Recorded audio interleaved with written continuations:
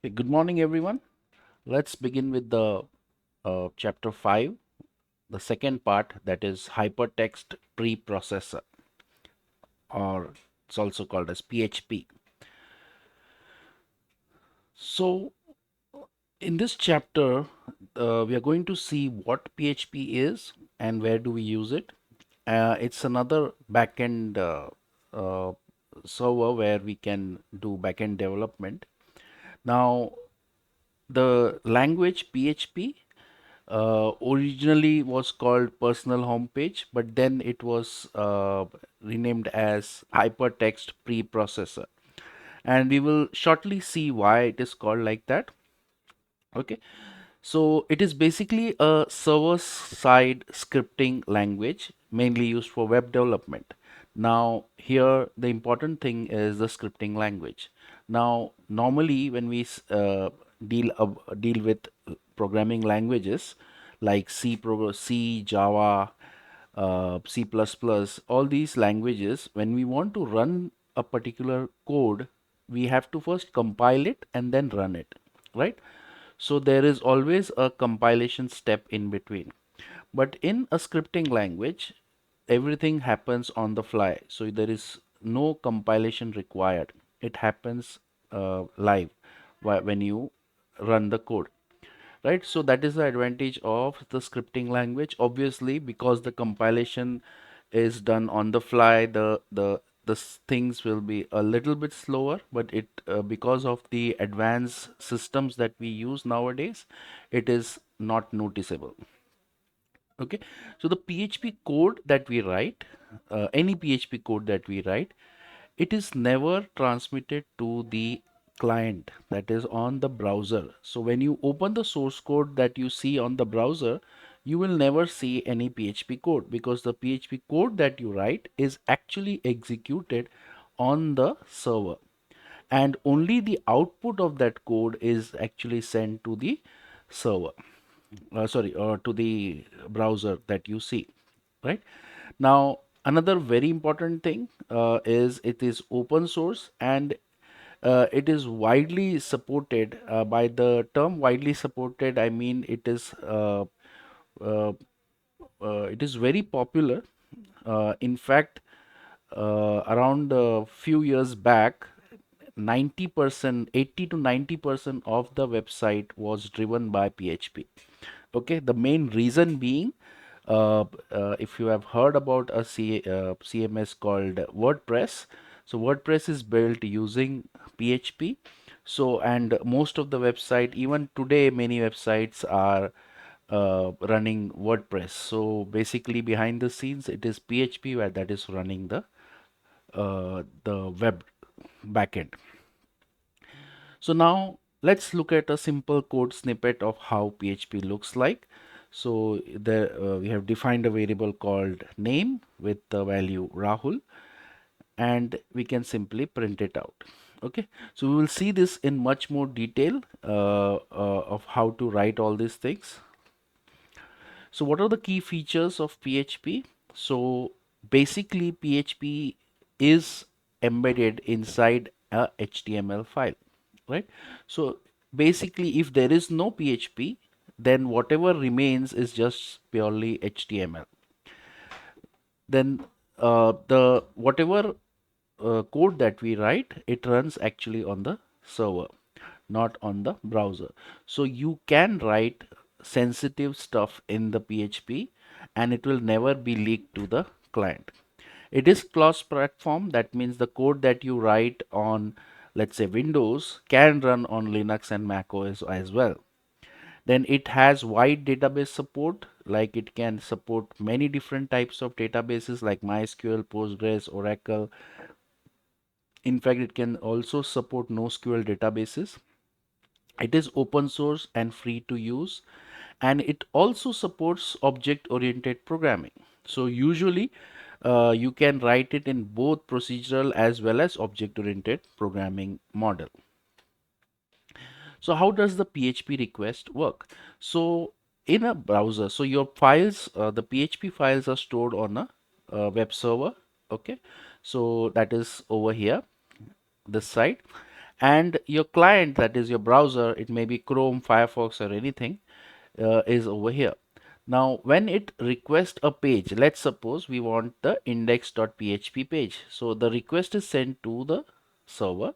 The server checks the page, the file, reads the file, and gets it from its disk, reads it, and checks if is there any PHP code. If there is any PHP code, it first executes that PHP code, gets the output, puts it inside that file. Okay, so instead of the PHP code, whatever is the output of that PHP code, that is replaced, and only that replaced output is sent to the browser. So basically, no PHP code is returned. Only the output of the PHP code is returned to the browser, right? And in this duration, it is possible that the PHP code, there may be some code which is interacting with the database. So it will also go to the database, get the data, and also insert that. So that is what is shown over here. So this is how basically PHP works. Now, how to get PHP? Very simple. You can go to the website php.net. The link is provided over here, and get your PHP downloaded from here based on your OS. So for Linux it will be different, for Windows it will be different, right? So you can get the download. So it's going to be a small file, let's say between 15 less than 15 MB, and you will get PHP downloaded. Okay, and obviously this will add PHP to your machine, right? But then it is not the best way of doing it. You obviously you can do it in this way also, but a much more easier and simpler way is to use a stack. Okay, so WAMP server is something which I would prefer, right? So you can either use XAMPP. Okay, so the links are provided in this PPT. The PPT I will share with you. So there is XAMPP, there is WAMP, and I personally use the last one, that is Laragon. Okay, specifically because it has lots of other features that I like, because I primarily work on Laravel, and for that this Laragon has a lot of additional features that I like, so I personally use this. Right, so but you can use any one of them.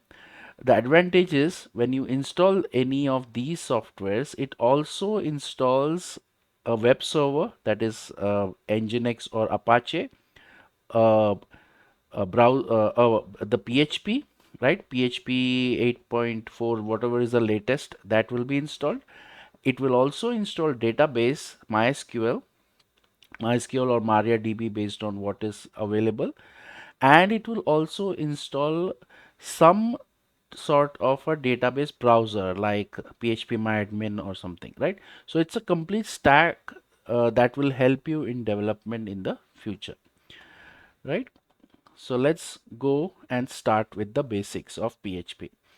So to learn any language, you just need to understand few things. The first five are very important. Like for any language, you have to first know how to do input and output in that language. Then variables and data types, control structures, loops, functions. Okay, these are the five primary things that you should know about learning any language. Other than that, for especially PHP, these two things extra must be known. So user tracking and sessions, and MySQL database connectivity. So we are going to cover all these things in this particular lecture. So let's look at first and foremost output in PHP. Output in PHP is very simple. You get an output with the help of echo command. Okay, so the command that we use is the echo. So I have given you an example over here. So echo, and in double quotes you can use hello world. Okay, now here you can use double quote as well as single quote, but I would prefer double quotes because double quotes has certain advantages over single quotes. Okay, then other than that, there is a another function called print, like in all other languages. So print is also here. Uh, it's similar to echo only, right? But I personally prefer to use echo. Now input. Input means now input differs from where you run the code. So if it's a command line code that you are going to create, then the input will be slightly different, right? But here, because PHP is primarily focused on web app, we are going to expect the input from the web only, that is from the HTML only. So here I'm just showing an example that if there is a form like this, it's a normal simple HTML form that we are all aware of. So this HTML form has one input element that is of type text with the name username, right? And a simple button. That's it. Very simple form. Now here what is important is the action attribute. So the form has two attributes that are very important. First is the action attribute, second is the method. The action attribute here is forwarded to welcome.php. So what does that mean? This means that when this form is submitted, whatever data is submitted goes to welcome.php. Okay, that is the action. And in which format, in which method, it goes in the post method. So here you can either put it as get or post. Now here it is post. Now when this happens, when the user clicks on this, it goes to the welcome.php. So this is the code for welcome.php. We will be looking at a demo shortly, but let me just explain you what this is. Okay, so it goes to welcome.php, and inside that, now in PHP there is a special internal variable or global variable. So there are these three variables available. So dollar underscore get. So anything which starts with underscore, okay, so it is usually a built-in variable. Okay, so here you can see there is this variable. So all variables in JavaScript starts with a dollar symbol. Okay, so any variable that you see in sorry, not in JavaScript, in PHP, any variable that you see in PHP will always start with a dollar sign. So dollar, then after that immediately if you see a underscore, then it means it is an global internal variable. Okay, so there are two main variables, get and post. Now based on what your method was here in the HTML, if the method was get, then this variable will have the data. If the method is post, then this variable will have the data, that is dollar underscore post. Now if you are unsure whether it is get or post, or if it can come from both the places, then it is better to use the request method, dollar underscore request. Okay, so dollar underscore request gets both get and post. Okay, so you can see how I am getting this variable. So I am passing the username to this welcome.php, and I will get it like this. So dollar underscore post in square brackets, I will put username. This will give me whatever is the username entered. Okay, so this is how it works. Okay, so we will see the demo shortly, but before that let's cover a few things, the theoretical part, then we will see the demo. Okay, next is variables. Now this is the second part of understanding the variables. Now variables, very important in PHP, starts with a dollar symbol, that is primary. Secondly, another very important is it is loosely typed. Okay, now what do you mean by loosely typed? So usually when you declare a variable in C programming or in Java, you write the data type first and then the name of the variable, like int a or int b, like this, right? So in PHP you don't do that. Okay, so let's see what exactly we do in PHP. So in PHP we just define a variable, let's say name, and when you define a variable and if you do not assign anything, then it doesn't have a data type right then. It gets a data type only when you store something into it. Okay, so as soon as you store this name. Okay, so you are putting a string over here, so this name becomes string. Okay, the data type becomes string. Now you can change the data type easily. Just store int here. So just store name equal to 5. It becomes integer. Okay. So what the data type of a variable is depends on what you store inside it. That is what is called as loosely typed. So you can see name is string, age is integer because you are storing 21, height is float because you're storing 5.9, this is a boolean, this is an array, right? So based on what you store, that will be the data type. Now what are the data types available? So there is string, integer, float or double, boolean, array, object, and null data type.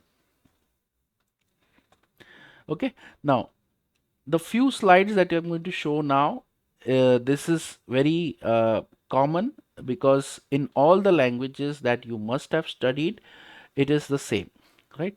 So first is control structure. So if else, so if you want to run something conditionally, okay, so you want to check some condition, and based on that you have to decide whether to execute or not to execute, you will use an if else statement. Okay, so here you can see I'm doing an if, then inside brackets there will be a condition over here that will result to either true or false.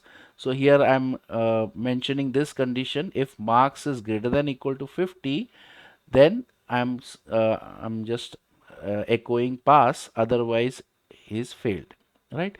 Similarly you can do else if ladders also. So if marks is greater than 90, you are getting a grade A.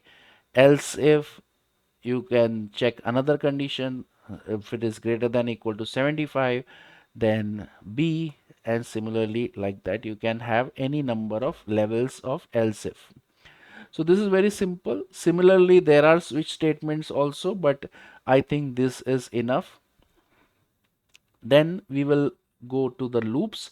Loops are anything where you want to run a certain amount of code multiple times. Okay, so here I can see there are two loops shown over here, a for loop and a while loop. So it is similar to the loops that you must have studied in C and Java. So the for loop syntax is exactly the same. Only thing differing here is the way we define the variable. So here you can see there is a dollar sign, right? So I am creating a variable called $I that is equal to 1. So the first part is the initialization part for the for loop. I initialize my counter variable. So the I is called the counter variable. So I initialize it with 1. Then I check whether this is the condition that I'm checking. Till this condition becomes, till the condition is true, this loop will be executed. As soon as it becomes false, it is uh, exited. Okay, so I'm checking, is the variable less than equal to 5? It is less than, right? So 1 is less than 5, so the number will be printed. Then the number will be incremented and again checked. So this is how it works. It first checks the condition, runs the, if it is true, it runs the code, then increments it, then again checks the condition, runs the code, increments it, like this till the condition becomes false. Okay, so this is how for loops work. Now in case of while loops, uh, uh, it is similar to for loop. Only thing is the the initialization part is taken out and the counter part, that is the increment decrement, is taken inside. Okay, so inside the while loop only the condition is there, nothing else is there. Okay, now as such they both are exactly the same except the positioning of the increment decrement and the initialization. So you can use it anywhere. So in any code you can use both of them, but preferably for loop is used when you know the number of iterations. Okay, so if you know that you want to run a code, let's say 10 number of times, then you will use for loop. And while loop we preferably use when we do not know how many times we want to run it. Okay, so we usually use while loop when we want to run the code when something happens, till something happens, right? So that is where we use a while loop. Now we have covered quite a bit. So now let's look at uh, some code. So we will write some code over here, right? So let's go to VS Code. Okay. So I've already installed PHP on my PC. So how to check whether PHP is installed? Open your terminal, right? I pressed Control and tilde symbol on my keyboard, and the terminal is open. And here you can just say PHP version, and it should show you the installed PHP version. If this is not coming over here, then that means the PHP is not installed. Okay, so let's start. So let's create a file. Let's call it, let's say, intro.php. Okay, let's call it intro.php, and let's simply write a hello world print. Okay, so I will just say echo and hello world.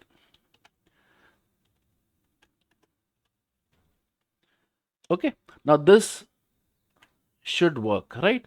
So if I try to run it, it should work, right? But it will not. Let me show you why.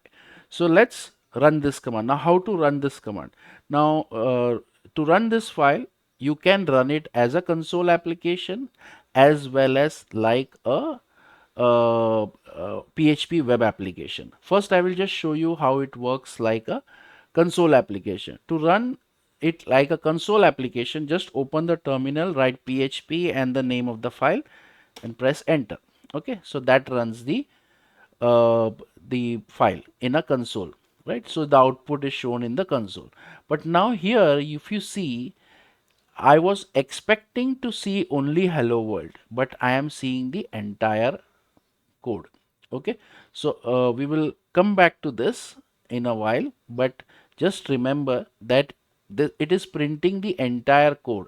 That means it is also printing the PHP code. Okay, so this must not be correct, right? Something is wrong, let's say. Okay, so that is how you run a console application. Now what I'm interested in is not how to run it in a console application, but to run it using a web application, right? Now for this app to be executed as a web app, you need a web server, right? So I've already installed Laragon, but I don't want to use Laragon right now. Instead, I would like to run the internal PHP uh, web server. Okay, so the PHP also has its own web server. So let me show you how to run that. So you just write PHP and -s. Okay, and then you write where do you want to run it. Okay, so I will say localhost. Okay, localhost, or you can write the IP address, that is 127.0.0.1, and the port that on which you want to run. Okay, so press enter. So you can see it has started a development server. Let's open it, and you can see now it is running. Okay, now obviously it is not showing me anything right now because the name of the file I have not mentioned, intro.php. So at the end you just say intro.php, and you can see I'm getting the uh, output hello world, echo hello world. But again, it is the same problem there like in the console application. It is showing me the PHP code also, right? So as I told you in the beginning of the chapter that whenever PHP code runs, it only shows you the output of the PHP code. It never shows you the PHP code itself, right? But here it is showing it. The reason is, in PHP, whatever you write inside it is by default HTML. Okay, whatever you write is by default HTML. So PHP thinks that this is also a HTML code, so it is simply printing it. But we know that this is not HTML. Now, to tell PHP that it is PHP, we have to, whenever we want to write a PHP code, we have to put it inside the PHP tag. Okay, so this is what is very important. So this is the opening tag and this is the closing tag. So whenever we want to write any PHP code, we should put it inside these tags only. Okay, whatever is outside these tags are is just pure HTML.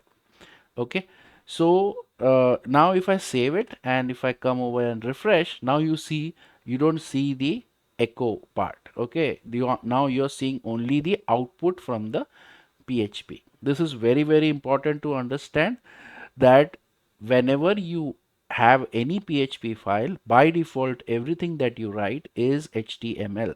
Unless you put that code inside PHP tag, nothing will work as PHP.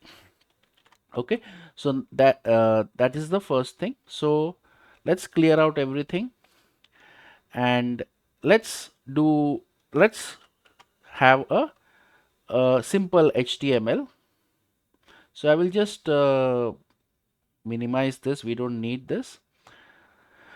Okay, so we will write a simple let's do one thing, we will have a date display app. Okay, so this page is going to display the date and time, current date and time, right? So let's create an HTML,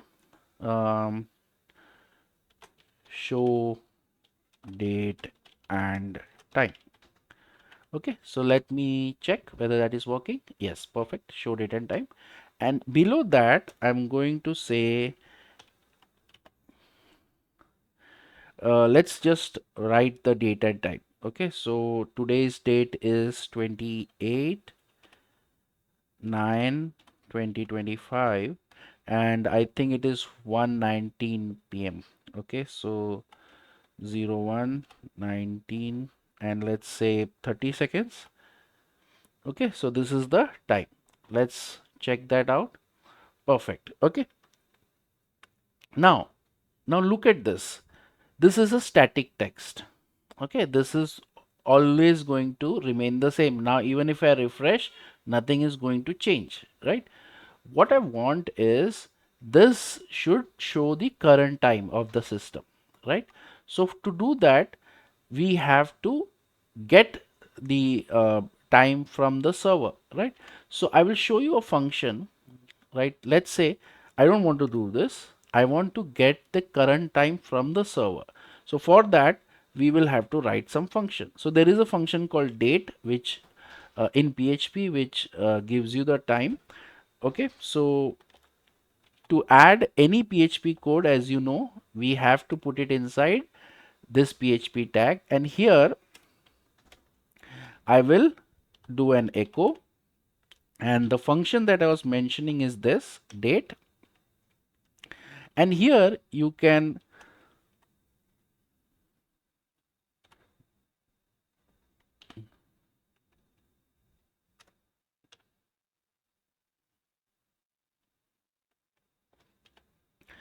okay, so what I've written over here is not important. uh, this I will explain it a little later, but I just want to show you what happens. Okay, so you can see the time is now that this is the date in YYMMDD and this is the time, right? Now just look at the best part about this. Now if I refresh, you can see the seconds getting updated, right? So this means that the server is getting the time from the page is getting the time from the server, that is backend. So what actually is happening is, if I just open, so right now you can see this is the code of the page that is on the server, right? there is a small part of PHP code. But look at the source over here. In the source, you cannot see that code, right? In the source, it is just some static text, right? So that is the beauty of PHP or any server-side scripting language. So whatever you write in the actual code is never shown over here.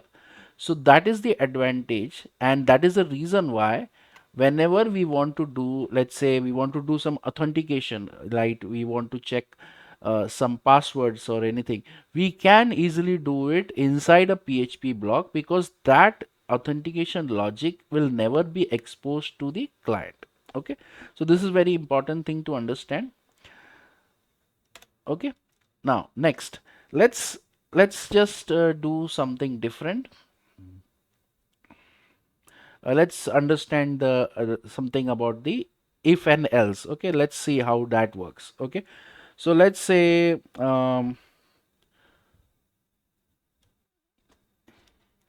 are you eligible?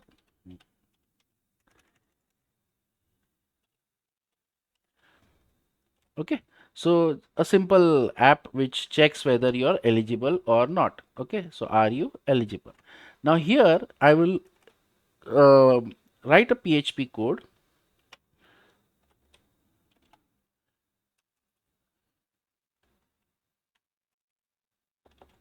and here let's define a variable. So let's define a variable called age, and based on age I'm going to either allow or I will just say whether he is eligible or not. Okay, so let's say the age is 5.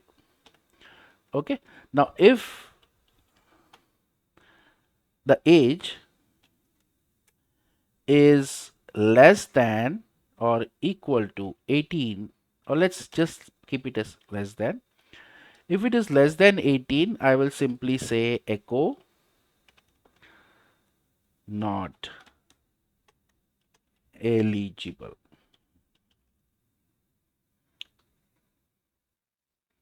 Okay, not eligible. Else I will say eligible. Okay, so let's check whether this works. So not eligible, reason because it's the age is 5. Let's say the age is 50. Now he must be eligible. Perfect. Okay, but now this is not what I actually wanted to show you. The real reason, the real thing that I wanted to show you, so let's comment this out for the time being. So that is how you comment in PHP. Just put double slashes and that particular line will be commented. Okay, now let me show you a beautiful thing about PHP.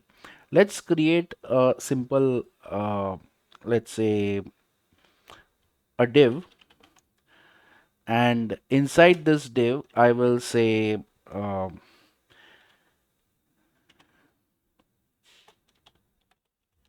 eligible, and below that a paragraph.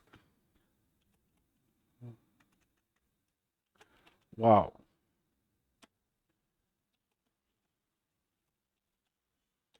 Okay, a uh, simple message that you are eligible. Okay, and another thing I'm going to do, similarly I will say oops, not eligible.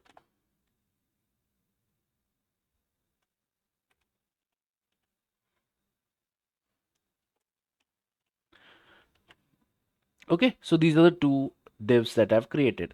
Now just to give it some look and feel, I will just say uh, color green. Okay, so because it is positive message, and another one color red. Okay, let's look at the output. So this is how it looks. Okay, but currently they both are visible. Okay, eligible is also visible and not eligible is also visible. Okay, let me just remove this. Okay, Now what I want is, based on this if condition, based on this if condition, I just want to show either this one or this one. Okay, now how to do that? So let me show you. So let's define age over here. Okay, only age is defined over here, but the if statement, I have to put it in such a way that either this is shown or this is shown. Let me show you how wonderful it is. Okay, so let's start a PHP tag. PHP tag, then we put if. Okay, and we write the condition age. Okay, age is less than 18, sorry, if it is greater than equal to 18, is eligible, right? So this part, the green, the eligible part is to be shown when age is greater than equal to 18. Okay, now look at uh, the best part. Okay, now here what I'm going to do is, I'm going to open the box, open the curly braces, but I'm not going to close it. Okay, I'm not going to close it, but I'm going to uh, stop the PHP tag. Okay, so I have started the PHP tag, I have written the condition, I have opened the tag, but I did not close it. Okay, I did not put the closing tag, right? Then I will come down over here. Again, I will open the PHP tag. Okay, and now here I am going to close it. Okay, so you can see what is happening over here. So this is PHP, this is PHP, but this is pure HTML. Okay, but the problem is, this code can only get executed if this if is going to be true. Otherwise, this will not get executed, right? So because of closing this, right, and opening it over here, and because of these curly braces are spread over here, this becomes conditional. Okay, that is the best part, or the very important part about PHP that you should understand. Okay, so once you do this, then if I save it and if I refresh, you can see nothing is changing. But if I change this to, let's say, 5, and now if I refresh, you can see the eligible part is gone. Okay, now still this part is not conditional, the not eligible part is not conditional. So let's handle that also. So I will come over here, and if I just do else, I will do the same thing here also. I will put else and open the bracket, but I will not close it here. I will come over here and close it over here. Okay, so you can see what I have done. Instead of writing the if else in a continuous PHP block, I have divided it into 3 different PHP blocks. Okay, 1, 2, 3, right? And in between that, I am putting uh, the HTML code that I want to show, or I do not want to show. Whatever that I want, I am going to put it over there, right? So this is the best part about it. Okay, now what if I want to show the age also? Okay, so let's say I want to show age also over here. Wow, you're not eligible as your age is.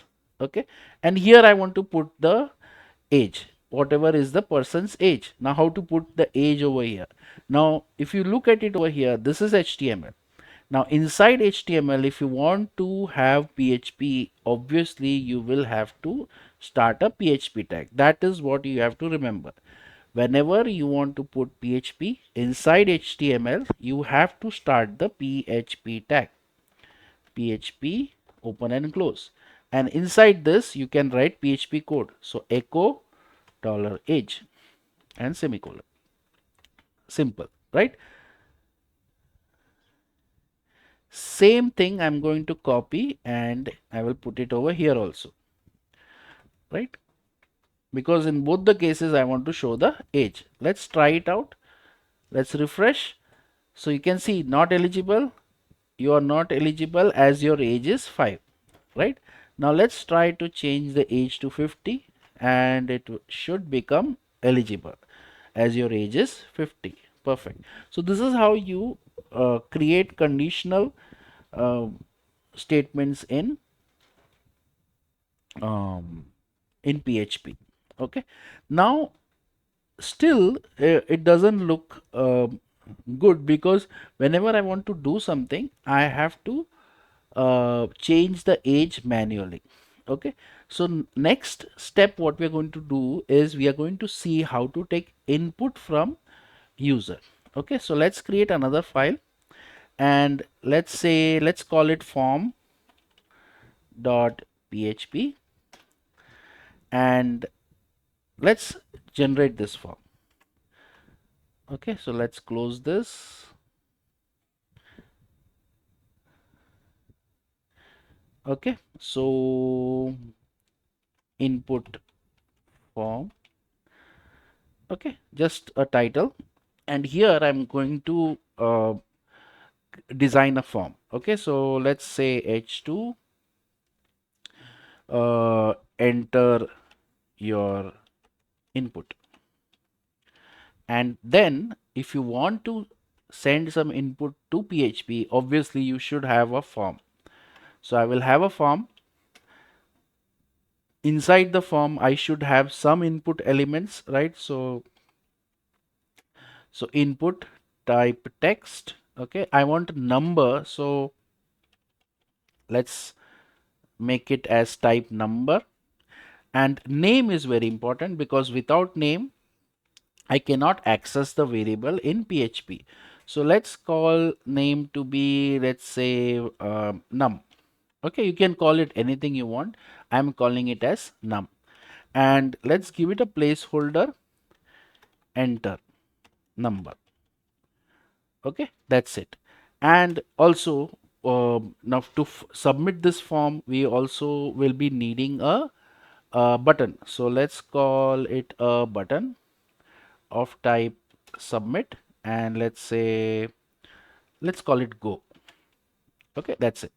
Now this is the button that you have created. Let's open that page. Let's go to form.php, and this is how it looks. Enter your input, enter number, click go. Perfect.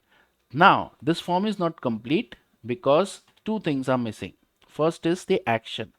So when I press go, where it should go, right? Now if you do not mention anything, then action means the form itself, the page itself. Okay, so if I click on go, it will post whatever data that you enter, it will post to the form.php only. Okay, it posts it to itself, right? But if I want to send it to intro, I should write intro. Okay, so I should write intro.php. So now what actually is going to happen when I click on go button, whatever data is entered inside this text box, it is going to go to intro.php. Perfect. Let's save this and refresh and put some data. Now one more thing is missing. Action is done, right? But the method is not mentioned, right? So if you do not mention the method, then the method is get. By default, the method is going to be get. If you want to change it to post, then only you have to mention the method attribute. Okay, so I'm not mentioning it because I'm fine with get method. So let's try it out. Let's say 3 and click on go. So you can see it went to the intro.php. Okay, now in the intro.php, it is receiving the data, but I'm not using it. Okay, it is receiving the num data from the form, but I am not using it anywhere. So let's read the value and put it inside age. Okay, so how to read the value? So instead of putting a static data as 50, I will read it from the form, right? So how to read it? The form is coming, the method of the form is get, right? Because nothing is mentioned, that means it is get. So the data will be inside dollar underscore get, right? Now put a square bracket, and here you have to get the parameter which you want to retrieve, right? For example, here the parameter that I want is num. So I will get num over here. Okay. Now this is fine. This will work. But the problem is, what if the user didn't enter anything? Let's save it. Okay. And let's go back. Let's refresh. Let's say 4. Click on go. So you can see it says your age is 4. That means it is getting read properly and you are not eligible. Okay, let's go back and let's make it 40. Click go and shows you eligible. Perfect. So we are now reading input from a form, right? Perfect. Now there is one problem. So let's see. If I remove and if I directly go to the page intro.php, you can see it is giving you an error. What is that error? So the error is when you it is expected that you don't open intro.php directly. You have to go through form.php. Form.php will forward it to intro.php. But unfortunately, let's say some mischievous person opened the page intro directly, so they will get a warning. Now how to handle this? Okay, so if somebody opens directly the intro.php page, then it's not good that they see a warning message. Okay, now one option is to disable this warning itself. Okay, but it's not a good idea. When a warning is shown, that means something is wrong. Okay, something needs to be fixed. Okay, the reason is there is no get variable now because there is no form submission, right? So it is giving you an error. So what you should do whenever you are getting something from the get, you should first check whether it is there or not. So there is a function in PHP that is called as isSet. Okay, so in this what you can do is you can do a checking whether is it set. Okay, is the variable set? If it is there, only then you should read it, otherwise don't read it. Okay, so if it is there, then read it, else give some default value. Okay, so how to do that? For that there is a ternary operator. So you must have studied this in other languages also. So question mark and colon. Okay, so this is called as a ternary operator. So whatever you write before question mark, so there is whatever you write over here, there is a condition. Then what if true, and this is false. Okay, so you write a condition before the question mark. If that condition is true, then this is used. If it is this, the condition is false, then this part is used. Okay, so let me show you how this is used over here. So this is the condition that I have written. If is this particular value set, so I will put a question mark. So the condition is done. So if it is set, then I have to use the number. Okay, if it is set. If it is not set, then I have to use some default value. Let's call it 5. Okay, so if somebody tries to open this page directly, this value will be false. Because this value is false, you will get age as 5. Okay, so let's try it out. Let's refresh the page. You can see not eligible because your age is 5. But if I go to my form and if I, let's say, put the age as 45, now it is working, right? So now you can see now the problem is resolved and we can now use both the ways. Even if I go directly to intro.php, it will still work. Okay, so that is how you handle input. So we have seen how to do output, we have seen how to get input, we have seen conditional statements. Now the last thing that we will see is loops. Okay, now let's say let me remove all these things.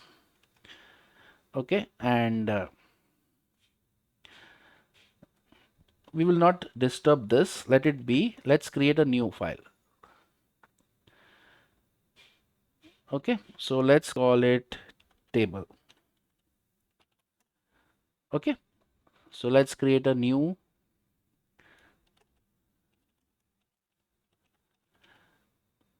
Okay, so let's say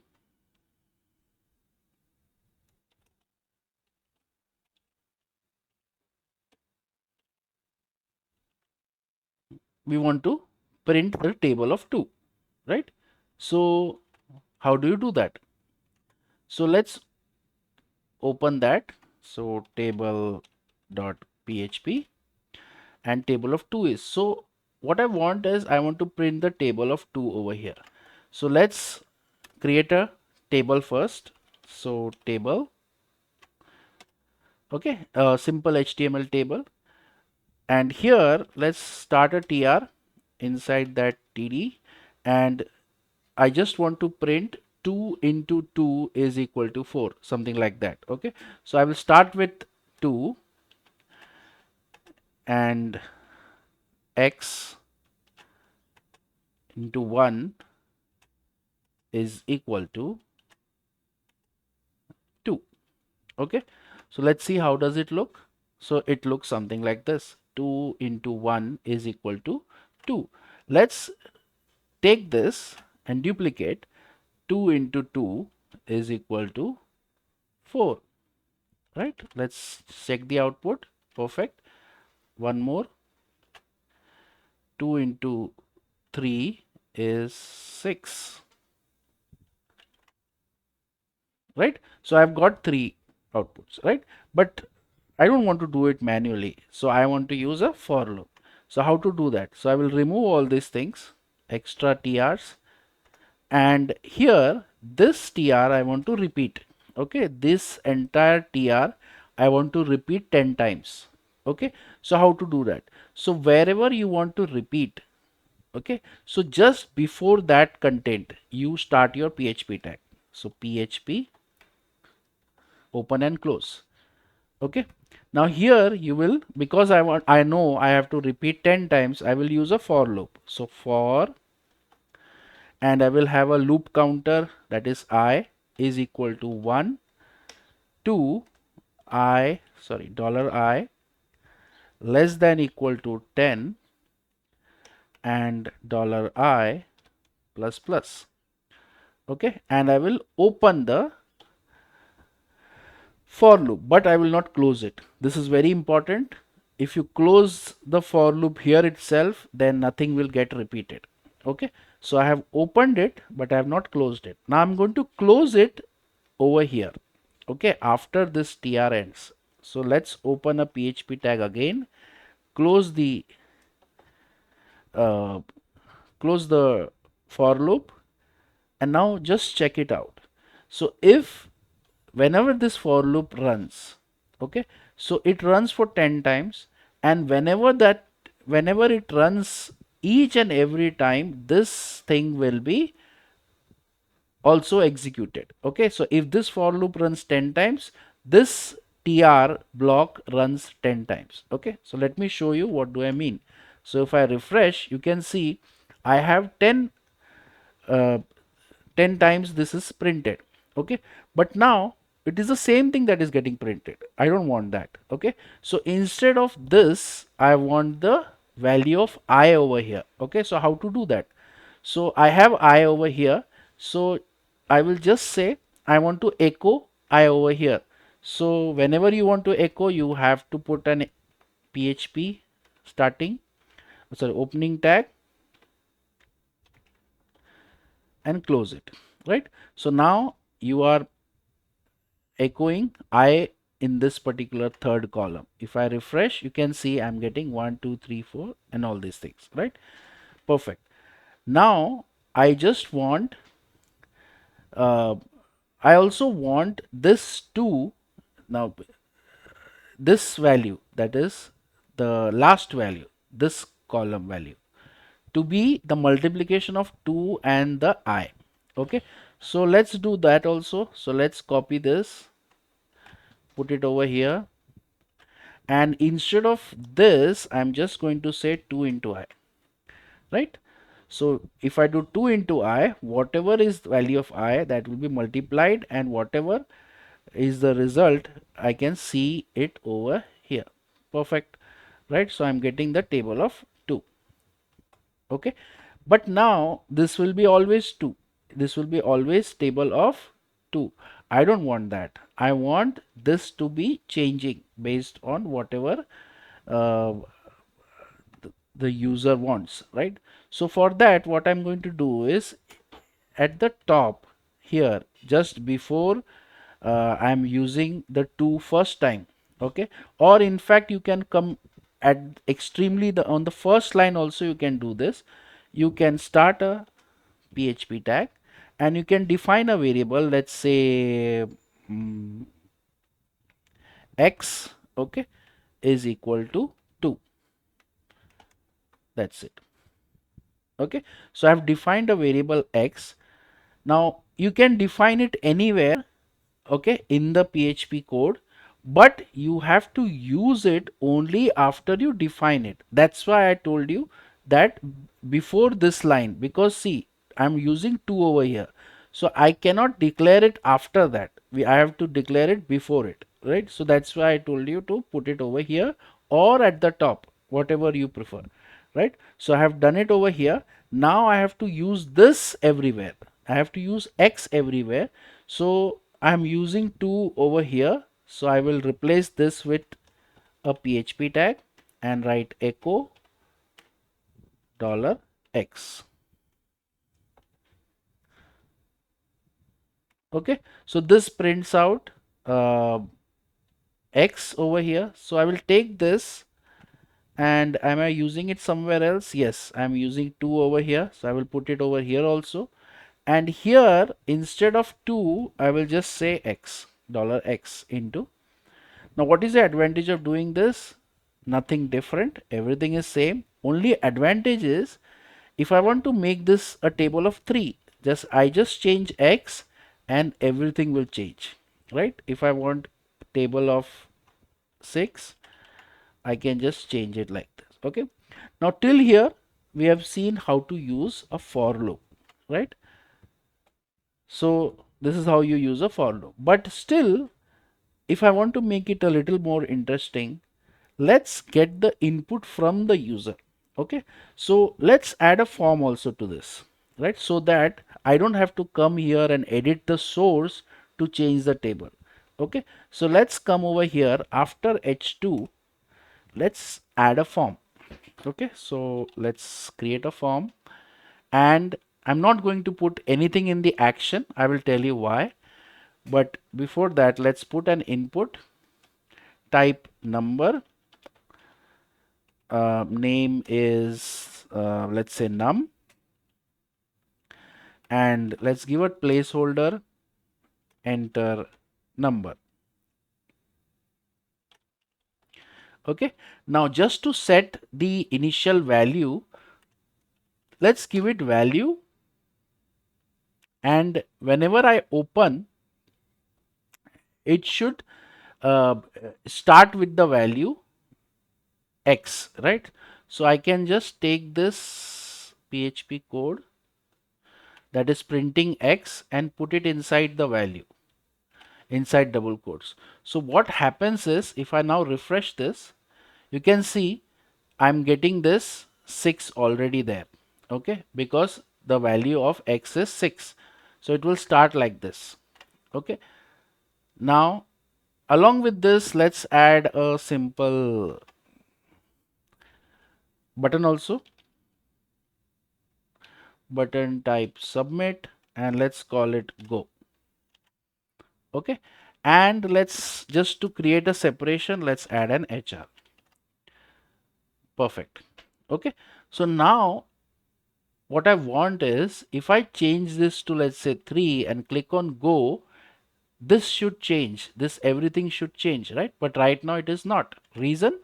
Because the x is fixed here, right? We are not reading this number. Okay, so let's read that number. So now how to read it? Now the reason why I've kept action as empty is because I want this form to be posted to itself. Okay, so when I submit this form, whatever data is there, it is going to go to table.php only, right? So that's why I'm not putting anything in action. I can simply remove it. Okay, then I want to retrieve the data that is coming from num, right? So for that, it's a get request because nothing is mentioned, so that means it is going to be get and num. Okay, so now I am taking my input from the form, not directly. Okay, but what if, okay, let's try it out. So if let's say if I do 5 and it becomes 5, right? If I do 7, everything is converted to 7. Perfect. But now here still there is a problem. So if I try to visit table.php directly, you can see that common error that we get.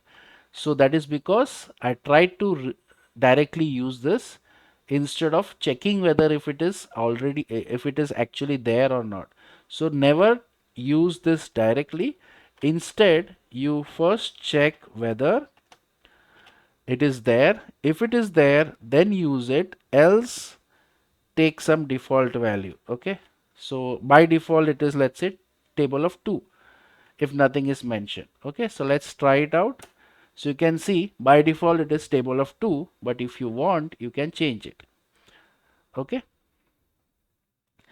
so that is the basics of loops. Okay, so let's continue with our rest of the things. So similar to loops, that is for loop and while loop, there is do while loop also, like all other programming languages. The only difference in do while loop is that the whatever block you write, so in for loop and in while loop, the condition is checked first and then the block is executed. But in do while loop, the block is executed first and at the end the condition is checked. Okay, so this is helpful when you are taking an input and based on the input you decide whether to continue or not, right? In that cases this is very helpful. Okay, now till here everything was say similar to other languages, but in PHP you get another loop that is called the for each loop. Okay, now this is specifically very important when you're dealing with arrays. Okay, so I'm showing you the way in which you can define an array. So here you can see I'm defining a array called colors. Okay, so by looking at the variable you will never be able to uh, tell whether it's a array or just an integer, right? Because you have to inspect the data so that to understand whether it's an array or not, right? So if you look at the variable colors, you are storing the data that is there using square brackets. Okay, so in many languages this is a common process where if you want to store something as an array, you use square brackets and inside that you put the contents. Okay, using comma. So if you want to store integer, you will just use square brackets and then just write 1 comma 2 comma 3, so that will be stored inside the array. But here I'm storing colors, that's a string, so you can have any miss and match of data. It's possible that you have one integer, one color, one boolean, one string, like that. So any combination is possible. But the reason why for each is very important is what for each does is, uh, obviously if you want to loop through this array, you can use for loop and do that. Okay, but for that you will have to have a counter. Okay, the loop counter, you have to define a loop counter and then only you can use it. But here in for each, you can iterate over each elements of an array directly. Okay, let me just show you how. So you start with for each and you take the variable in which your array is there. Okay, so for in my case colors. Okay, so colors, then you write as. and you write some variable name over here. It can be any variable name of your choice. Usually it is the singular form of the variable in which the array is stored. So let's, like for example, if your array is storing countries, then this will be countries as country. Okay, if let's say there the students names are there, right? So the array name will be students. So here the for in the for each you can have students as student. Okay, but it is not mandatory that it should be the singular form. You can do it like this also. So dollar colors as x, dollar x. It is up to you what you want to name it. Okay, so the second part is up to you. The first part should be the variable in which the array is stored. Okay, now once you do this, what actually happens is this for each loop, what it does, it takes each element from the array. Okay, so let's say for example in the first iteration, this red is stored inside color, so you can print that. Okay, in the second iteration green will be stored inside color, and in the third iteration blue will be stored inside color. Okay, so if you want to go through all the items of an array, you this is the best way of doing it. That is the for each loop. Okay, now let's functions. So this is the last important point to understand the basics of any language. So we have seen input output, we have seen variables, we have seen if else, we have seen for loop. Now the final part, that is functions. Okay, now functions are very important because if you want to group certain amount of code together so that it can be reused multiple times, then we create a function and put everything inside it, right? So creating a function in PHP is very simple. You just have to use the keyword function. That's it. You create the word function, give the function a name. So this is the name of the function, greet. Then round brackets, all the parameters that you want to give. So here there is name, and then write the code that the function block that you want to write. So for example here I'm writing return hello and whatever is the name, right? And here once you define the function, as you know in every language, just defining a function does not run that function. You have to call it. Okay, so here you can see I'm calling the function greet with the brackets and with the uh, parameter, right?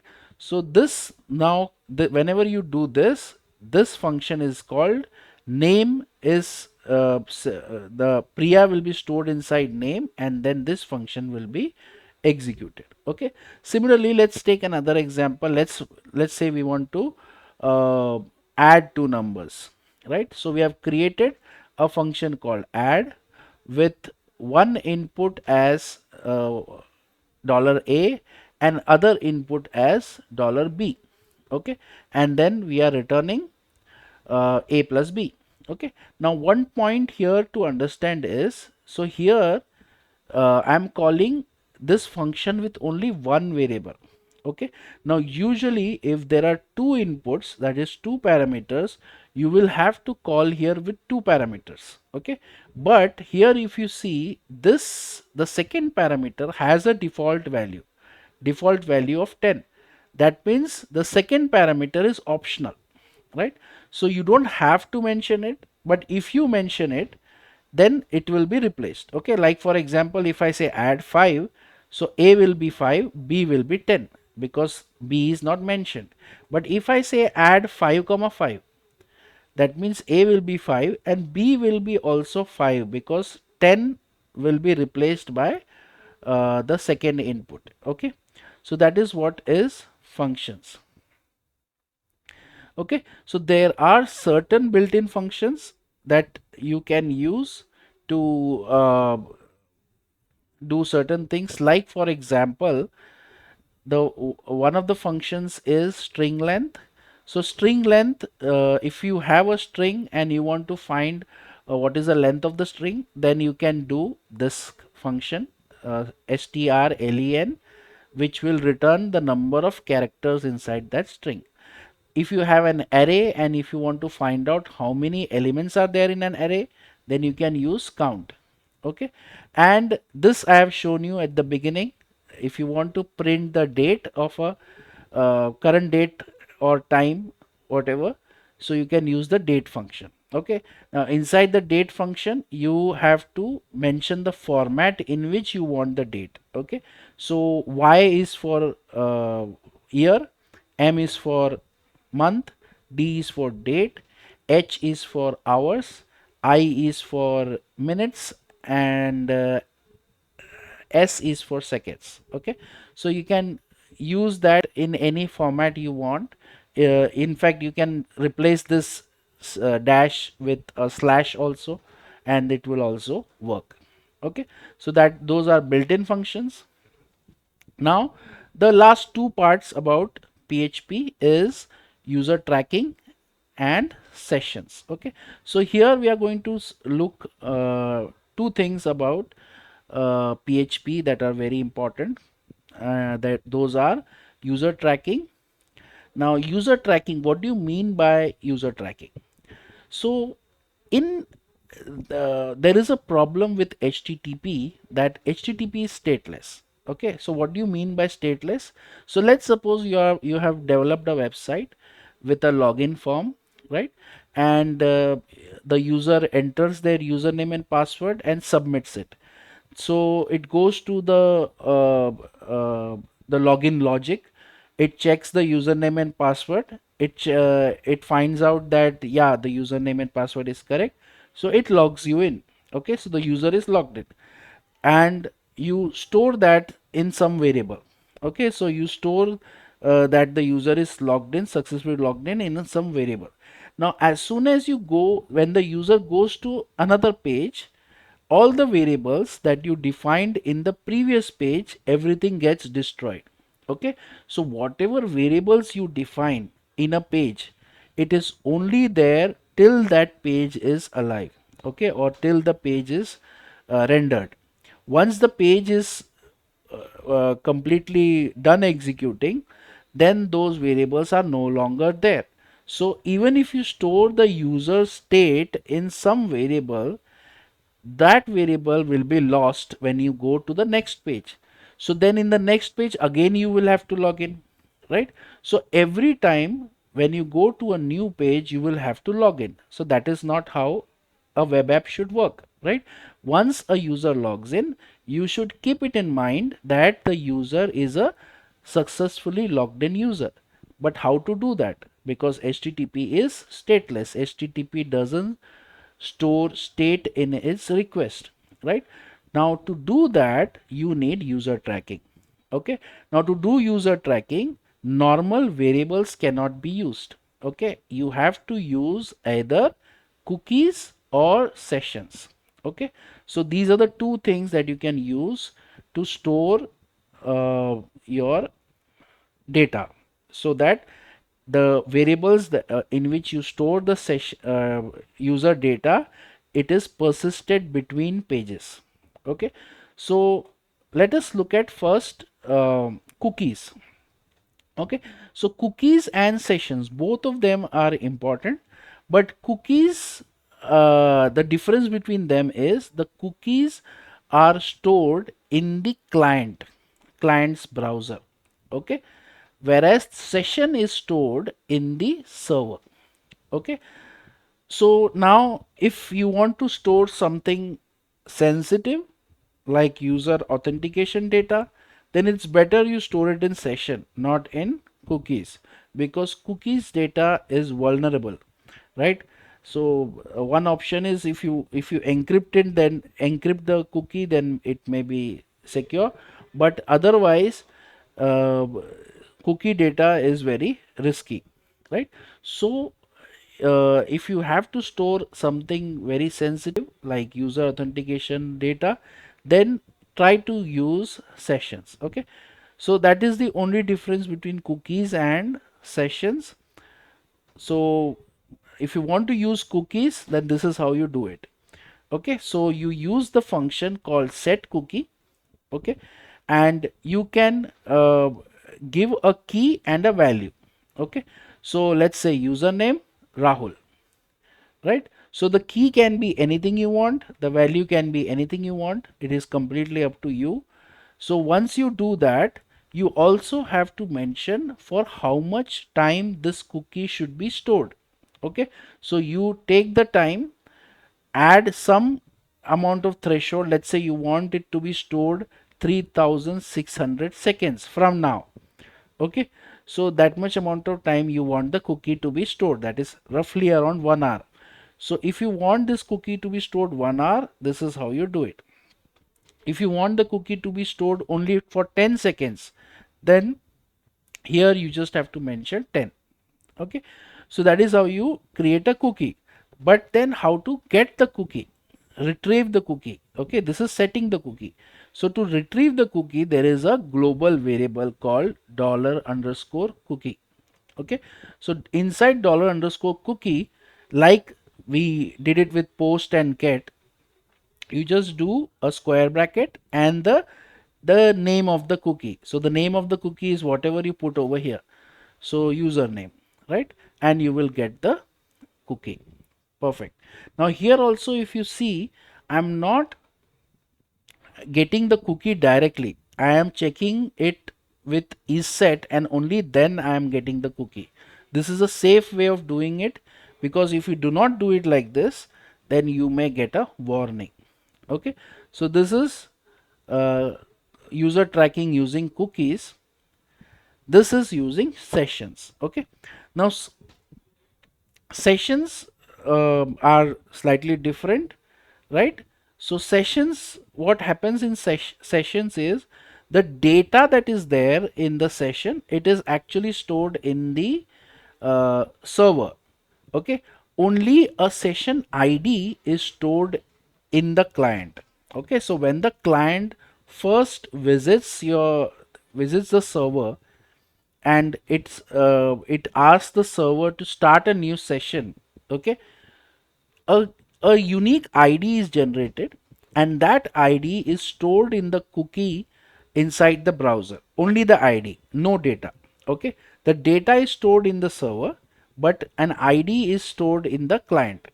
So whenever the client comes with the same ID, so the server retrieves whatever is the session data stored in the server based on the ID.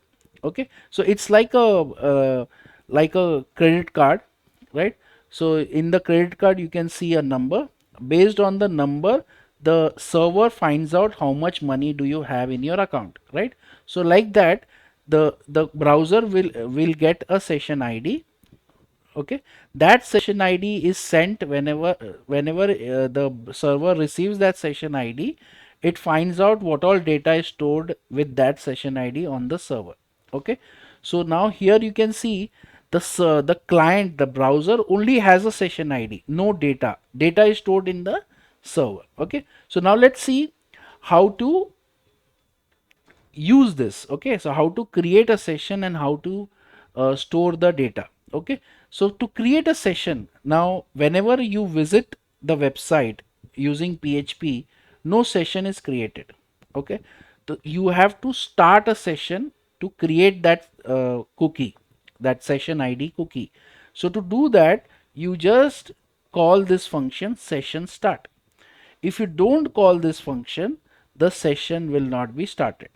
Okay, so to use sessions, always remember, whenever you want to use sessions in any page, you have to first start the session.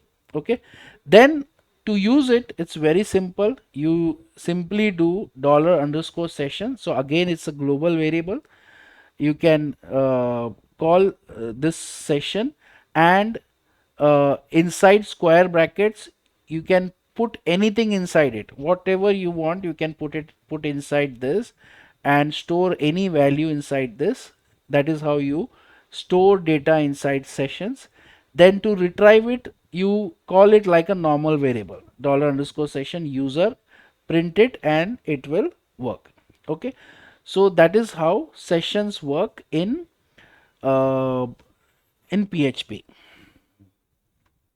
Okay, now let's take an let's look at an example. Now to work with an example, I'm going to create few pages. Okay, let's start with index.php. Okay, so let's call it,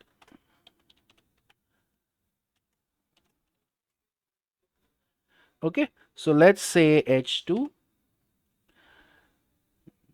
This page is public. Okay, so this page is public. So if I go to my website, okay, so this page is public. Now because the name is index, I don't have to write this index.php. Okay, even if I don't write it, this is the default page that is loaded. Okay, this page is public. Below that, I'm going to write I'm going to create another page. Let's call it login.php. Okay,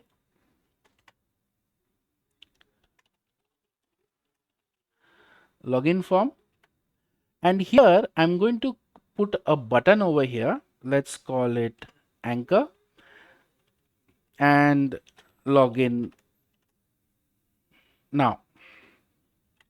So this will be the button. So if I check this out now, you can see I'm getting a login now button.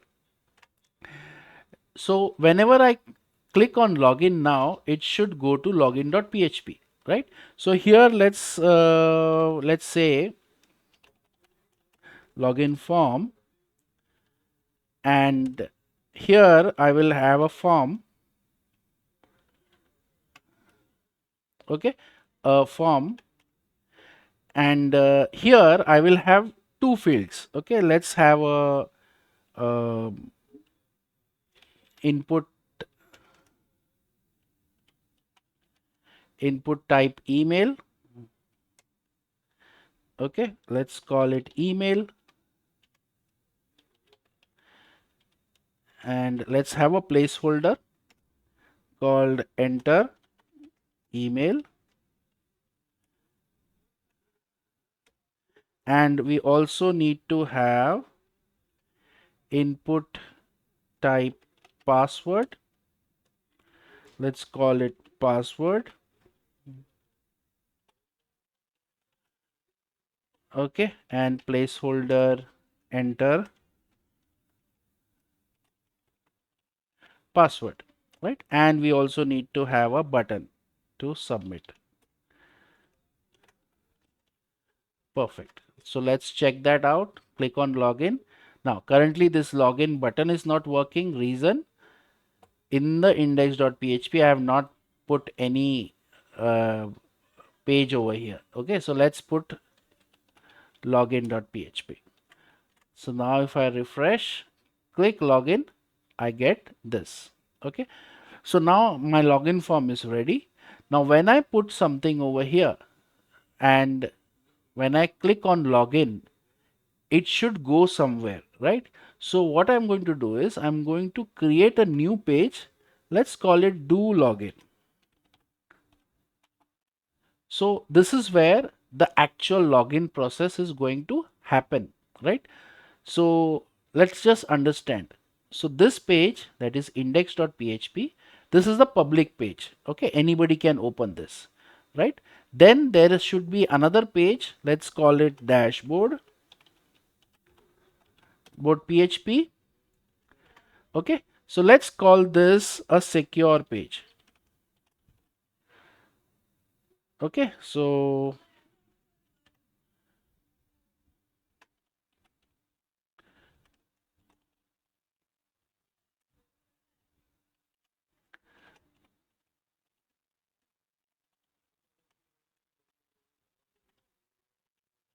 not to be opened directly. Okay, so there is a secured page, right? So there is a dashboard that should be secure. Nobody should be able to log in. Sorry, nobody should be able to directly open unless they log in, right? Then there is a login page where the actual login happens, and when they click on the login button, it should go to the processing is going to happen in the do login page. So the action should be actually to login. Okay, so whenever I click this button, all this data goes to do login and the magic happens inside the do login.php. Okay, so this is the files that we are going to work with. Okay, now just for to make it complete, let's add one more do logout dot php. Okay, because we are logging in, so we should also have do logout, right? So we will keep that also, right? Now inside dashboard there should be, because dashboard page is only visible when the user is logged in, so we can have a link to logout here. Okay, so just do logout and let's call that like this. Okay, let's view that file, dashboard.php. Perfect. Secured page not to be opened directly, but currently it is getting opened, obviously, because we have not written any code. And when I click on this logout, it should log me out. Perfect. So now let's understand what is going to happen. Okay, first let us implement the login form. So the login form is done. Okay, so just to have some validation, we can make this required and password also to be required. That's it. Okay, so both of them are required. So even if I try to submit it, it will give me an error. Perfect. So let's do one thing. We come over here and let's say a@a.com is my username and ABC is the password. Okay, so this is the correct username and password, let's suppose. Okay, so when I click on login, it goes to do login page, but currently there is nothing, no code. So let's write some PHP code. Okay, so in this page there is going to be no HTML because this is only doing processing part. Okay, so it is going to process and then redirect to somewhere. Okay, so let's see how it works. Okay, so first we have to read the input from the form. So for that, let's take the variables. Let's create two variables, email and password. So these are the two variables that we are getting, right? So I will read the variables. So first login page is a post page, right? So the data will be coming in $_post. Then the name of the variables are email and password. Perfect. So now I got the email and password. Then here I'm currently, we are not concerned with checking with the database and finding out whether they are correct or not. We are going to use a static comparison. Okay. So if $email is equal to a@a.com and $password is equal to ABC, then that means my username password is correct, right? So let's, for the time being, let's just do perfect. Okay, we will just print perfect, else we will just print error. Okay, so or let's call it incorrect username, or let's call it email and password. Okay, so if I enter the correct username password, I will get perfect, and if I do it wrong, I will get incorrect password. Okay, so let's try it out. So if I do login, I'm getting perfect, and if I change the password a bit, then I get incorrect email and password, right? Perfect. So that is working, but I don't want this. Okay, what I want is, if the username password is correct, it should go to dashboard, right? If the username password is correct, it should go to dashboard. So how do you redirect in PHP from one page to another page? It's very easy. There is a command. This is again a built-in command, that is a built-in function called header, where you have to you can change the header of an HTTP request. Okay, so there is one header called location. By changing the location, you can change where the page, where the page goes next. Okay, so I'm going to send it to dashboard. Okay, so if it is correct, if the username and email ID is correct, it will send from do login, it will go to dashboard.php. Okay, let's try it out. So if the password, username and password is correct, click login, you can see it went to dashboard.php. Okay, now similarly, now but currently if I click on logout, now once you are logged in, you can log out, right? So but if you click on logout, nothing is happening. Reason, nothing is written in logout. So let's write logout also. Okay, so currently there is no logic here, so I will just say header and location. Once you log out, you just go to login.php, right? So once that is done, you just go to login.php. So if I refresh, you can see I get to login.php. So let's try it once more. So ABC login, it goes to dashboard. Log out, it comes back to login. Okay, perfect.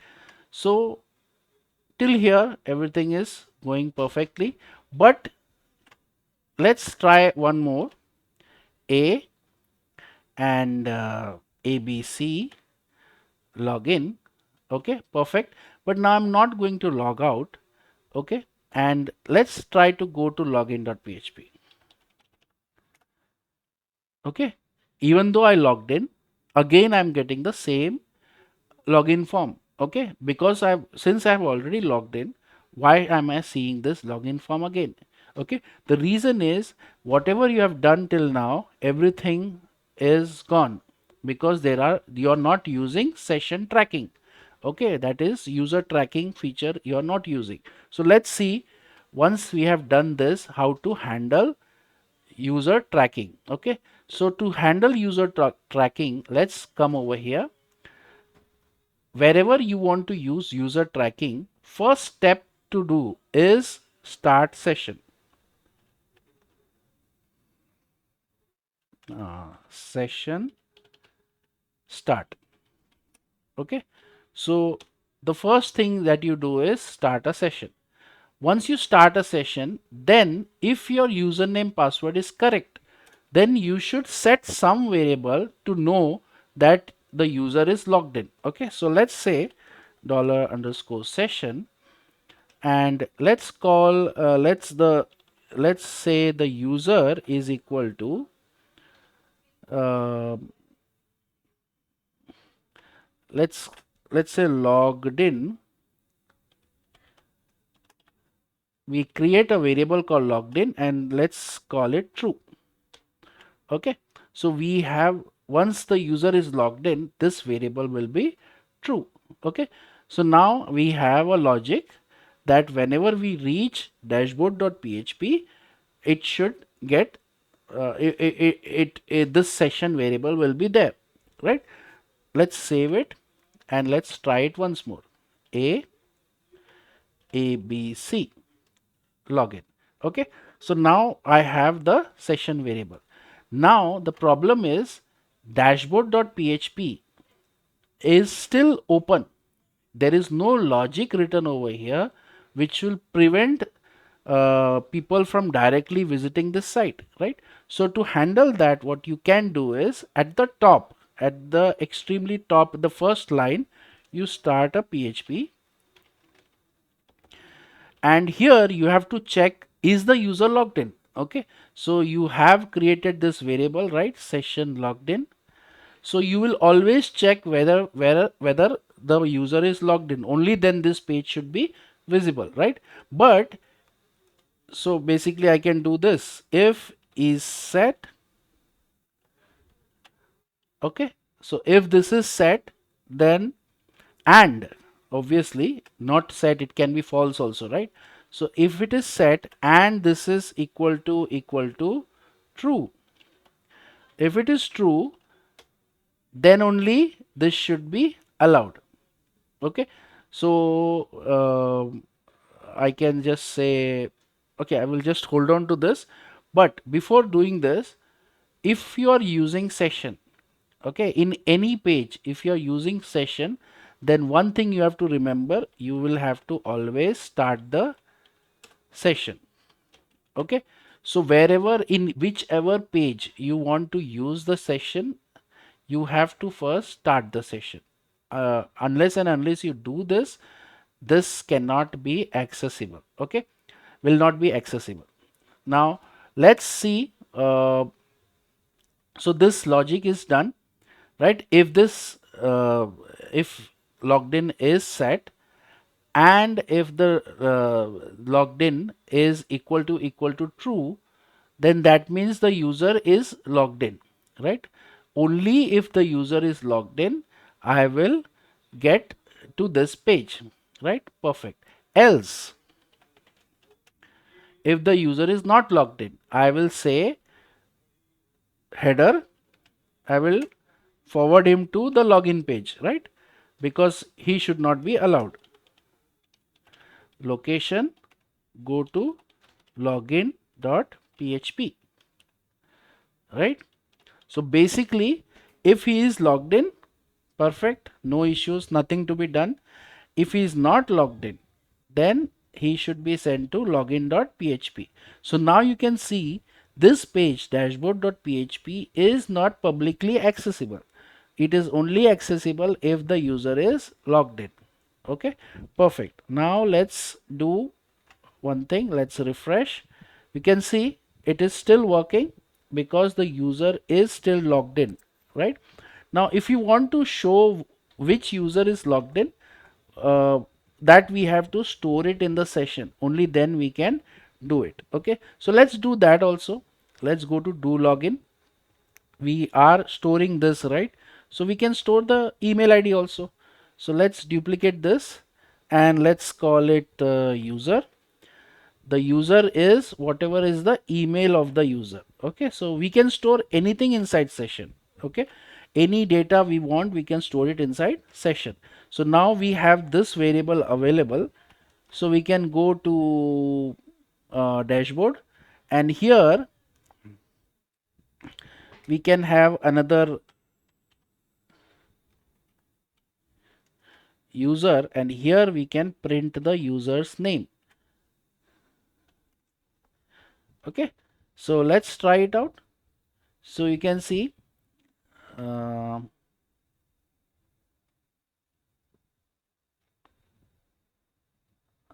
okay, so now see what happened here is we did ran the we changed the login, do login later, and then we are trying to use it, right?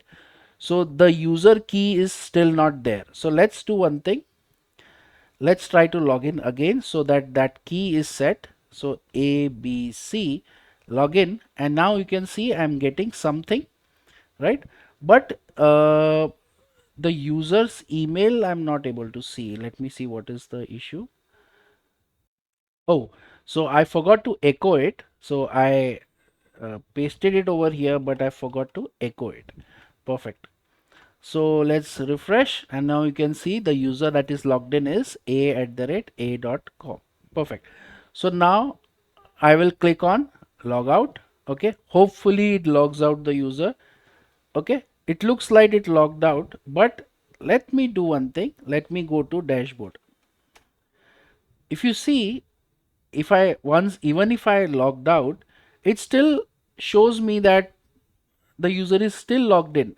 That means something is wrong with do log out. Obviously, I have not written the logic to log out a user. Okay, so to log out a user, it's very simple. So let's do one thing. Let's implement the logout logic. So logout logic is very simple. So our logout is dependent on two session variables, right? So if we want to uh, destroy a particular session, first here also we will have to start the session. Okay, once we start the session, then we will do session destroy. Okay, so you can destroy the session only if you first run the start. Okay, so basically the idea is, if you want to use the session, first start it, and then you can do whatever with it. Okay, you can create new session variables or you can destroy it. Okay, so once you do this, now if I go to my secured page and click on logout, so it looks like it logged out. Let's verify. So let's go to dashboard, and you can see it doesn't go there.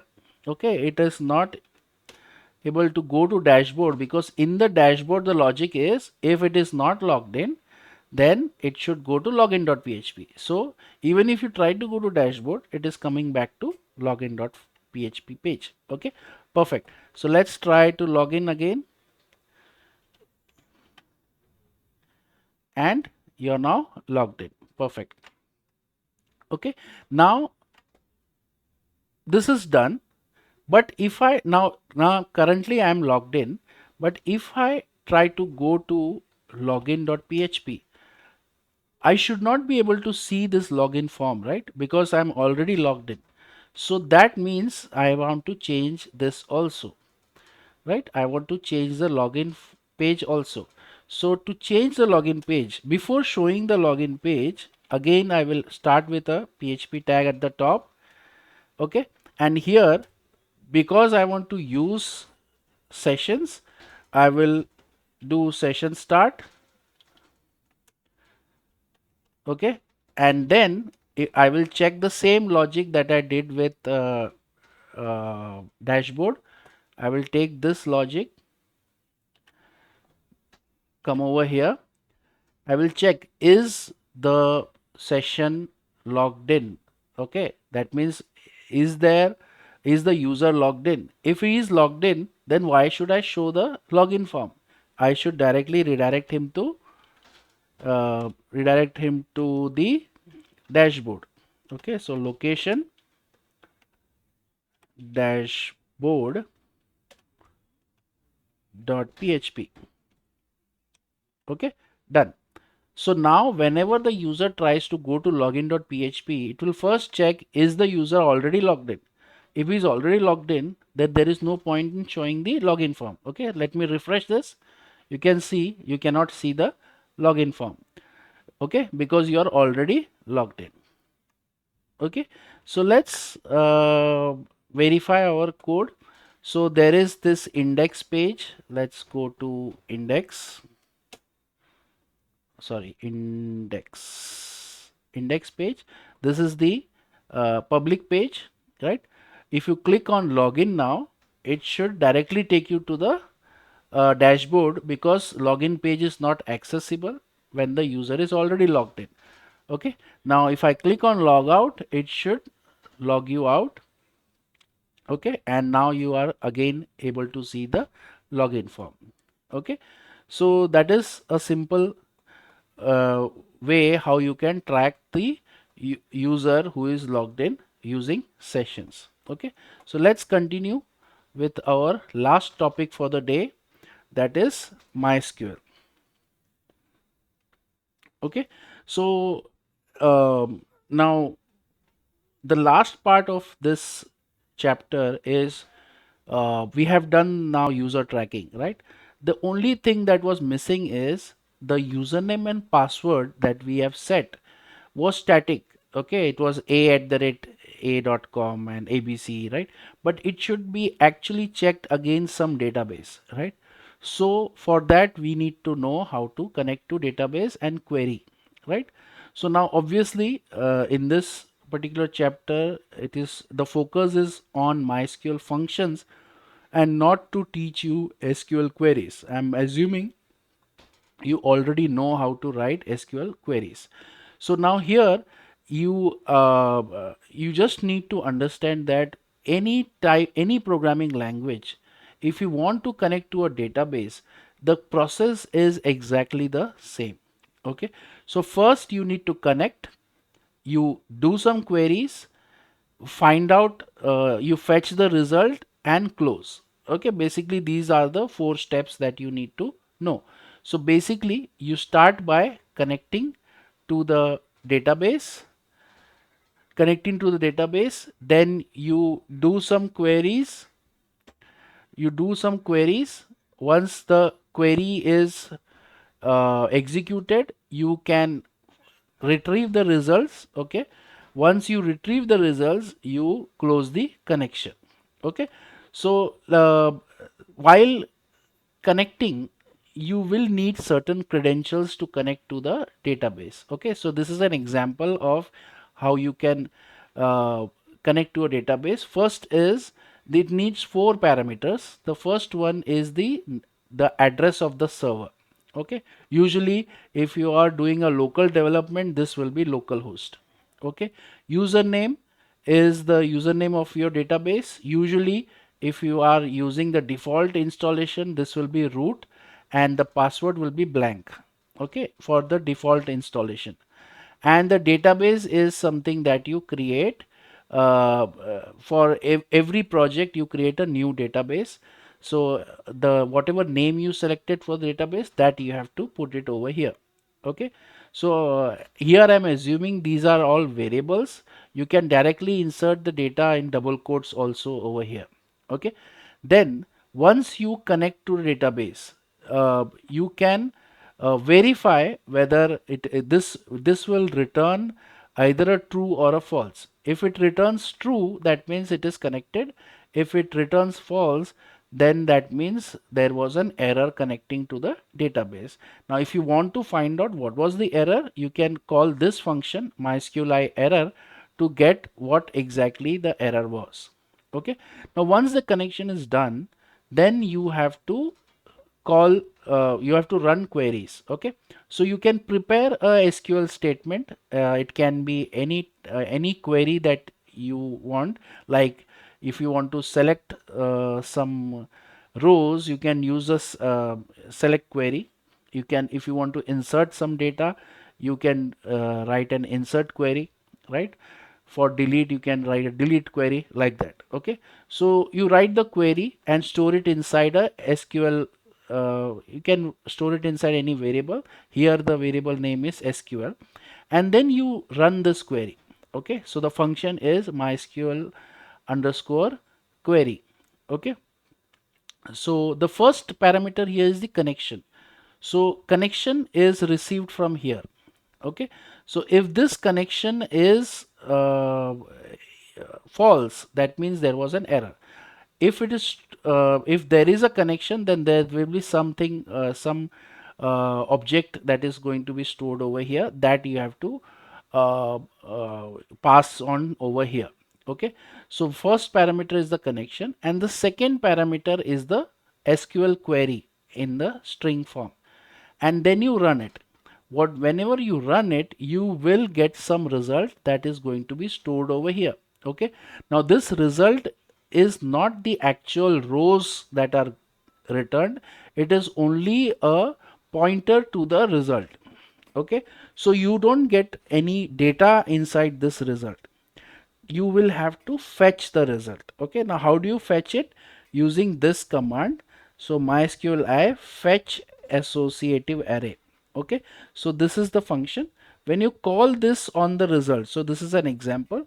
So mysql I fetch assoc result, so you will get one row out of it. Okay, so let's say your query is select star from users, and there are 10 users, right? So when you call this function mysqli fetch assoc, it will return you first row. When you call this function again, it will return you the second row. Okay, so if you want all 10 users, you will have to call this 10 times, then only you will get all 10 users.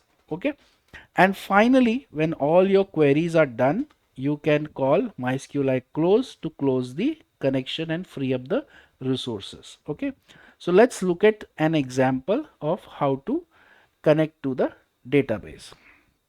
Okay, so here I'm showing you the connection phase. So here I'm creating 4 different variables: the host, user, password, and database name. So I'm assuming I have created a database called test.db. Okay, you can use PHP myadmin or any database browser, log into the database and create an empty database. Okay, so I've created this database testdb. I'm assuming that, and these are the credentials. Once these credentials are stored inside this variable, I will start with my connection phase. So I will call this function MySQLi connect, give these parameters, and either I will get a successful connection or a failure. Okay, so if this is not false, okay, or if it is false, if it is false means there was an error. So I will find out what was the error and I will die, because if your app is dependent on database and the database connection is failed, then there is no point in moving ahead. So I will die and I will print the error, what was the error, right? Else I will simply write connected successfully. Okay, I will just echo it out that I've connected to the database. Perfect. Then once the connection, that thing happens only once. After that we query. Okay, so first is to write the SQL statement. So I've written here an SQL statement: select ID, name, age from students, and stored it inside the SQL variable, and then I run the MySQL query.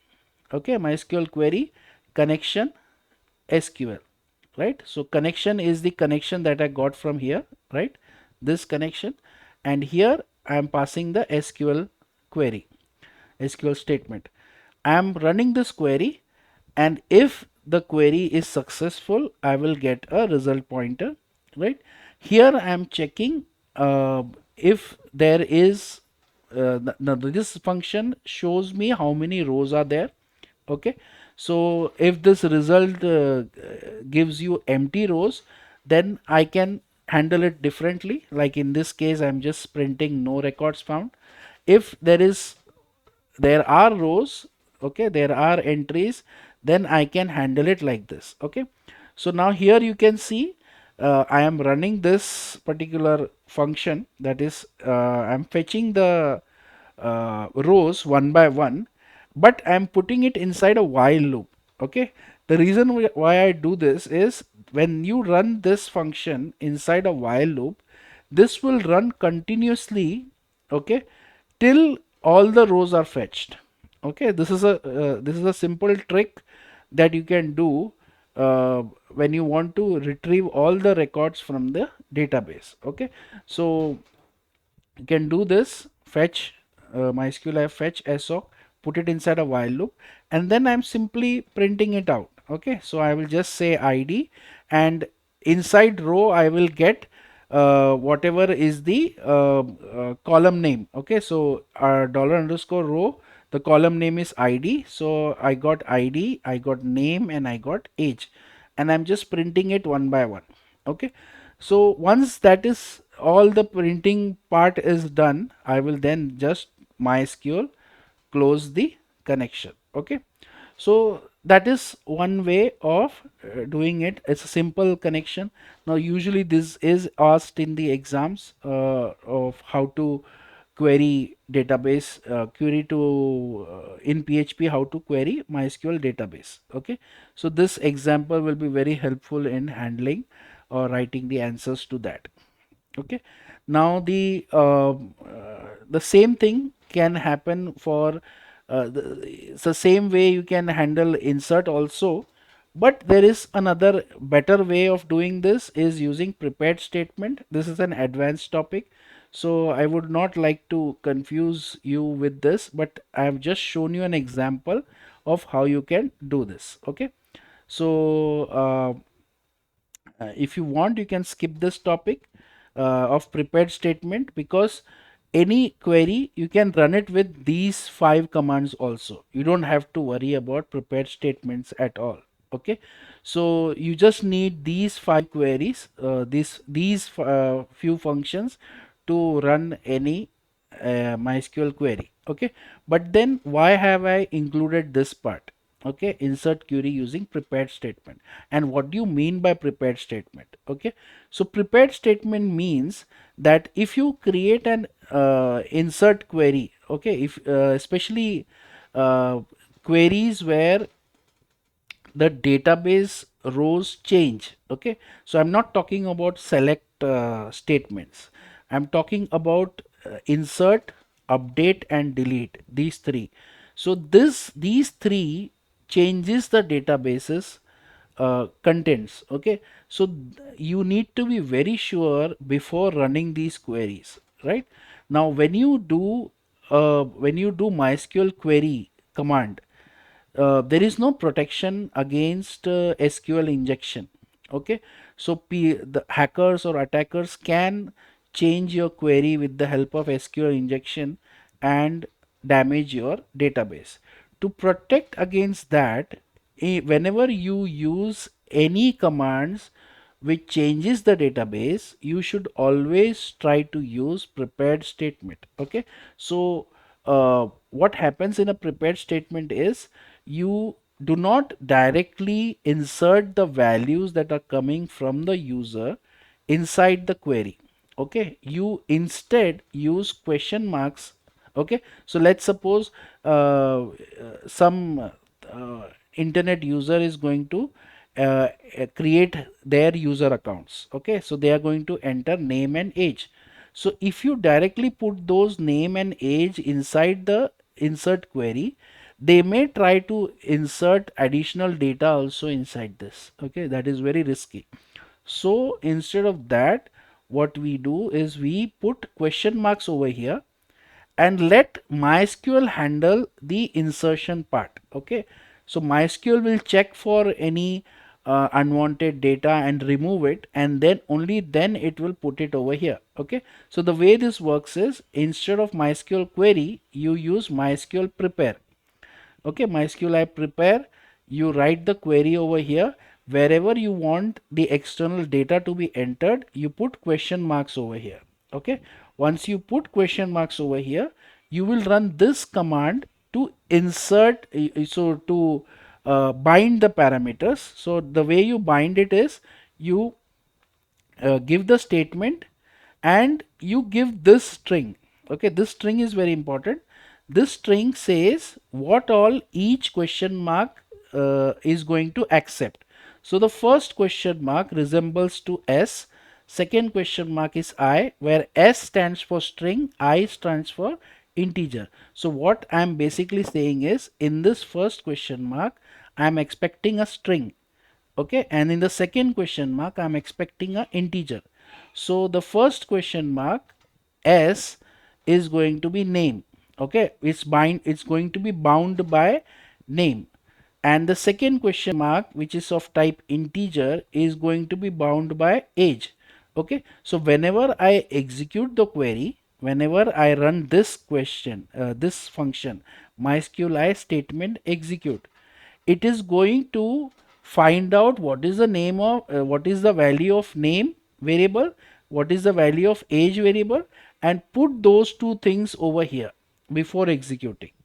Okay, so that way whatever the values are there, it is going to be sanitized, and all harmful elements that people can insert will be removed, and then only it will be inserted over here. Okay, so that is the advantage of using prepared statement rather than using uh, the MySQL query that I have shown you before. Okay, so that's it. This is how records can be entered, and this finishes with the topic of my PHP and MySQL. Okay, I hope this was helpful. Let's quickly go through what all things we have covered. So we have seen what is PHP, how PHP works, and how to download PHP. Okay, so you will have to download any one of these three tools. Okay, if you want to use it, even though if you want to use a MySQL database, you will have to install any one of them. Then the basics we covered, how to print, how to get the input, what variables are, how what are different data types, then control structures, then we have seen different types of loops, then we have seen how to create functions, built-in functions, then we have seen user tracking, and we have seen some demos also of that, and we have seen MySQL related database connectivity functions. Okay, so these were the few functions that we have seen. So that's it for today. Thank you everyone.